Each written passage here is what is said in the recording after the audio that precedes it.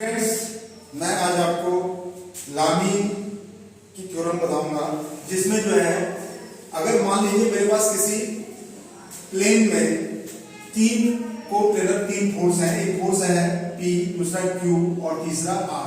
ये तीनों एक पॉइंट पे लग रहे हैं, वो पॉइंट पे।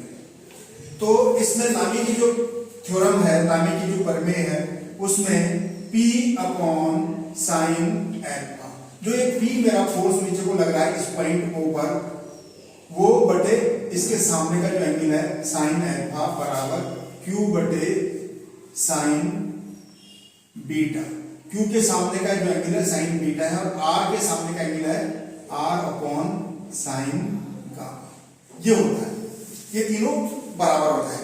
अब इसी लामी की थ्योरम पे बेस मैं एक क्वेश्चन आपको बताने जा रहा हूं कि एक 7 kg का वेट N पॉइंट पे लटक रहा है और इसको बैलेंस करने के लिए मैंने यहां एक डोरी लगा रखी, थ्रेड लगा रखी है। ये थ्रेड है और एक डोरी, ये भी एक थ्रेड है। ये दोनों थ्रेड है, ये दोनों थ्रेड है। जो M N और N वो एक थ्रेड है, ठीक है। अब मुझे ये निकालना है कि M N और इस पे NO पे कितना टेंशन आएगा, कितना फोर्स लगेगा। यहां पर मुझे फोर्स ज्ञात करना है या टेंशन ज्ञात करना है। तो सपोज यहां पर मेरा T1 टेंशन है और यहां पर मेरा टेंशन है T2, ठीक है। अब मैं ठीक इसी थ्योरम का यूज करके यहां पे इसे निकालूंगा। तो अगर ये 30 है तो ये अल्टरनेट एंगल होने के कारण, ये अल्टरनेट एंगल होने के कारण ये भी 30 होगा। अगर ये 30 है तो ये 30 होगा।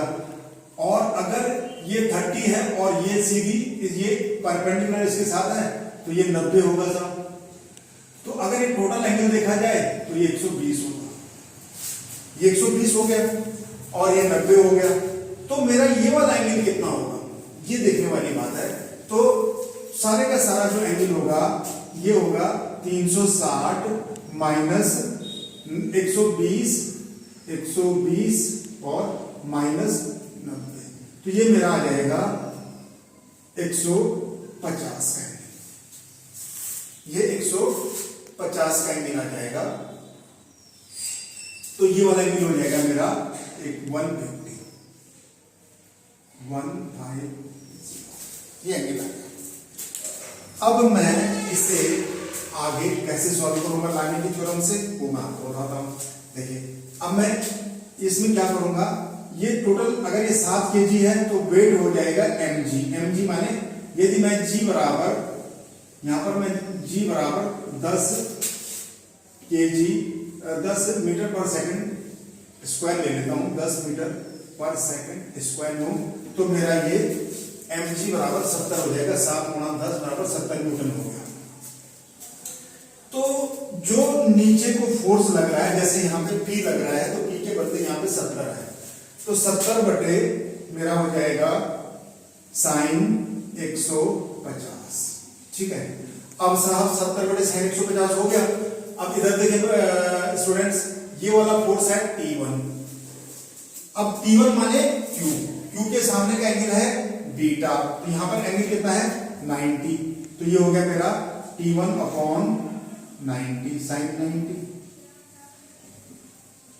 अब साहब ये वाला एंगल देखें, ये T2 है। T2 के सामने का एंगल कितना है T2 अपॉन साइन 120, ठीक है। अब मुझे अगर T1 निकालना है तो मैं T1 निकालने के लिए T1 upon sine 90 is equal to 70 upon sine 150।